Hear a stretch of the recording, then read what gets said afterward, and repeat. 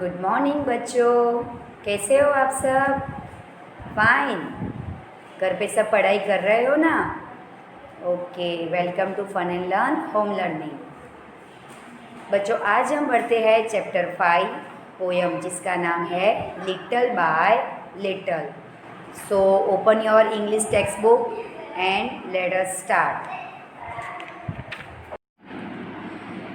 सो students, अपनी Marigold की book open करो और हम स्टार्ट करते हैं पोयम 5, जिसका नाम है लिटल बाय लिटल। लिटल का मतलब क्या है? छोटे से, छोटा। तो even the biggest trees begin life as tiny seeds, read about how the little acorn grew big. तो ये बिगेस्ट ट्रीज बिगेन लाइफ, तो ये पोयम में एक ट्री, जो सबसे बड़ा ट्री होता है, वो अपनी लाइफ की शुरुआत एक टाइनी सीड्स मतलब क्या? एक छोटे से बीज से करता है। तो वो उसकी शुरुआत के बारे में यहाँ पे पोयम में कहा गया है कि जब ट्री जब बड़ा होता है, आप ट्री को सबसे बड़ा देखते हो, लेकिन आपको पता है वो ट्री कैसे वो एक छोटे से बीज से वो बड़ा होता है। तो how the little acorn grew big. Acorn मतलब क्या होता है बच्चों? वो एक फल का नाम है, राइट? अकॉर्न वो एक फल का नाम है, तो जो पेड़ पे लगा होता है। तो इसमें यहाँ पे वो दिया गया है ऐसे अकॉर्न ग्रू बिग। तो कैसे एक छोटा सा अकॉर्न धीरे करके बड़ा होता है, तो वो आज मैं आपको सिखाती हूँ। सो आप अच्छे से ये पोयम, मैं जो वर्ड्स बोल रही हूँ आप उसमें ध्यान देना और अच्छे से आपको ये पोयम को सीखना है। तो शुरू करते हैं। Little by little and acorn said as it slowly sank in its mossy bed. तो वो जो अकॉर्न है, वो छोटा सा एक फल है, वो बोलता है कि मैं जब वो छोटा है, एज इट स्लोली मतलब क्या होता है बच्चों? धीरे से। सैंक का मतलब डूबा हुआ। इन इट्स मॉसी बेड मतलब वो ज़मीन के अंदर। यहाँ पे मॉसी बेड का मतलब क्या है? ग्राउंड, ज़मीन। वो ज़मीन के अंदर एक वो अभी डूबा हुआ है, वो अभी ज़मीन के अंदर है और वो धीरे वो ज़मीन के अंदर से ऐसे बढ़ता है। जैसे यहाँ पे आप देख रहे हो कि एक छोटा सा एक है, वो ज़मीन के अभी यहाँ पे अंदर है, right? I am improving every day. Improving का मतलब क्या है बच्चों? डेवलपिंग। इम्प्रूविंग मतलब वो बढ़ता है, डेवलप होता है उसका। तो एवरीडे मतलब हर रोज़ वो धीरे करके वो बढ़ता है। जैसे ये देखो, पूरा एक छोटा सा एक बीज होता है, तो बीज में से धीरे करके ऐसे यहाँ पे उसमें वो बढ़ता है, तब लीव्स होते हैं। फिर ऐसे नीचे इसके रूट, इसको क्या बोलते हैं बच्चों? रूट का मतलब है मूल, जो ज़मीन के अंदर होते हैं। वो धीरे करके उसका रूट्स भी ग्रो होते हैं, बढ़ते हैं। Hidden deep in the earth away. In the earth मतलब क्या? वो अर्थ का मतलब है धरती। तो वो अंदर, वो धरती के अंदर क्या होता है? हिडन डीप मतलब वो बहुत ही अंदर। हिडन मतलब छुपा हुआ, वो धरती के अंदर होता है, ज़मीन के अंदर होता है। Little by little each day it grew. वो छोटा होता है, फिर छोटे से वो थोड़ा बढ़ता है। ग्रू का मतलब क्या है बच्चों? बढ़ना।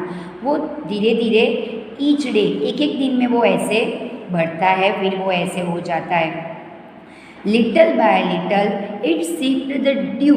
सिप्ड मतलब क्या होता है? पीना, और ड्यू मतलब जो वाटर की बूंदें होती है ना, वो ऐसे आप यहाँ पे देख सकते हो वो ड्राइंग में कि वो क्या करता है कि हम जो पानी देते हैं प्लांट को, ट्री को, तो वो धीरे ये जो अकॉर्न है छोटा वो पानी को पीता है। सिप का मतलब क्या है? वो पानी पी के वो बढ़ता है।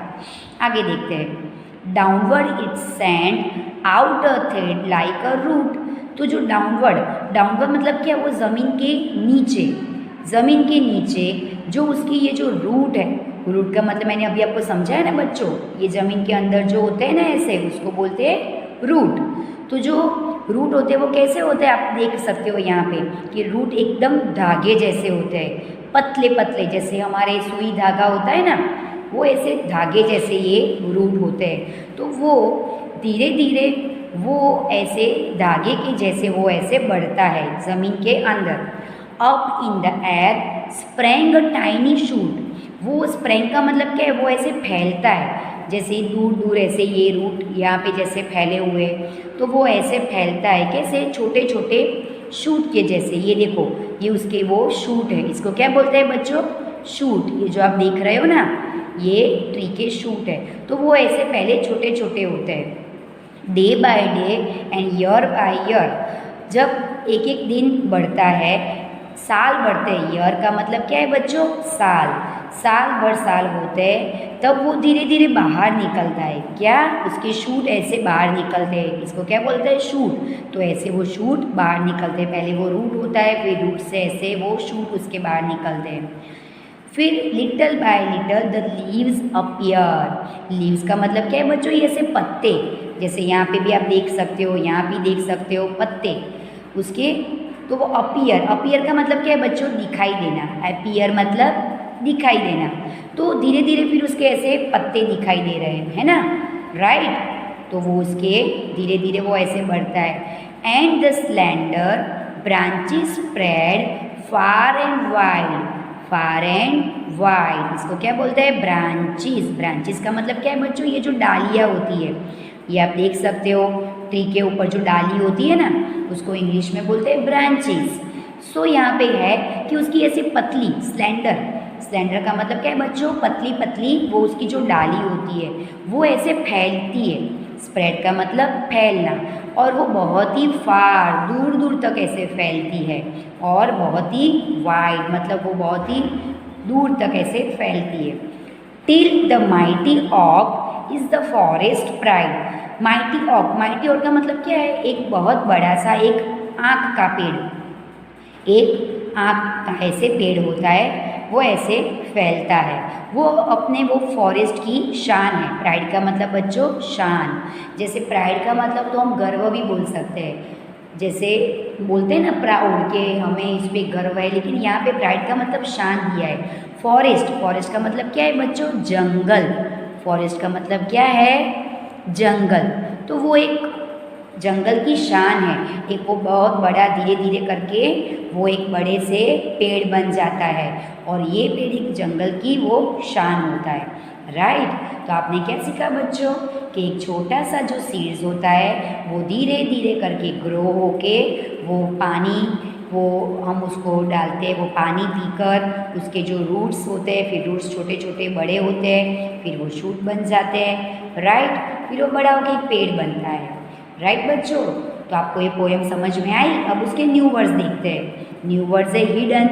हिडन का मतलब क्या है, छिपा हुआ। स्लोली, स्लोली का मतलब धीरे धीरे। डाउनवर्ड, तो मैंने आपको आगे सीखा है ना, डाउनवर्ड का मतलब है ज़मीन के नीचे, नीचे की तरफ होता है।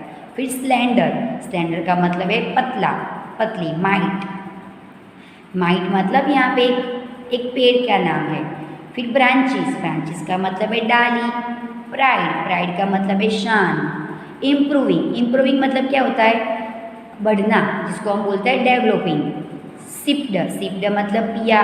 और शूट, शूट का मतलब है जो ट्री का ये हिस्सा होता है उसको हम शूट बोलते हैं। तो समझ में आया बच्चों। तो यहाँ पे आपको ये मैंने पूरी जो पोएम सिखाई है उसके आपको ये जो न्यू वर्ड्स है वो आपको इंग्लिश की नोटबुक में बच्चों लिखना है और वो उसका रीडिंग करना है। और सो बच्चों, आपको ये पूरी पोएम समझ में आई होगी अच्छे से। आपको पोएम इंग्लिश की नोटबुक में लिखने की है और उसके न्यू वर्ड्स भी लिखने के, ओके। और वो अच्छे से उसका रिवीजन करना है, और वो पूरी आपको घर पे भी आज का ये होमवर्क रहेगा, तो आपको इंग्लिश की नोटबुक में अच्छे से लिखना है, ओके बच्चों। और फिर आगे मैं आपको सॉल्यूशन भी समझाने वाली हूँ आगे के पार्ट में। तो तब तक के लिए बाय।